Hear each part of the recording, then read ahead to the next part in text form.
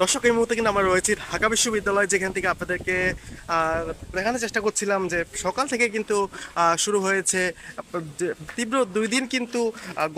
গরমের যে তীব্রতা সেটিকে উপেক্ষা করে কিন্তু আমরা দেখতে পাচ্ছি এই মুহূর্তে কিন্তু ঝড়ের একটি সম্ভাবনা রয়েছে, যেমনটি আপনাদেরকে আমরা দেখানোর চেষ্টা করছিলাম। এবং এই ঝড়টি কিন্তু আজকে সকাল থেকে কিন্তু বিভিন্ন জেলাতে হওয়ার কথা রয়েছে, এবং শুধু ঝড় না, বৃষ্টিপাতের সম্ভাবনা রয়েছে। আপনাদেরকে যেমনটি আমরা দেখানোর চেষ্টা করছি যে এখন প্রায় সকাল সকালেই, এই সকালবেলায় কিন্তু আমরা কিছুটা সূর্যের মুখ দেখলেও এখন কিন্তু আমরা দেখতে পাচ্ছি যে অন্ধকারচ্ছন্ন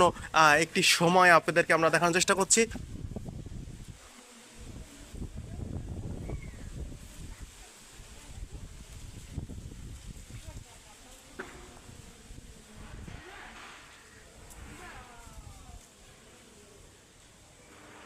এবং গত 2 দিনে গরমের যে তীব্রতা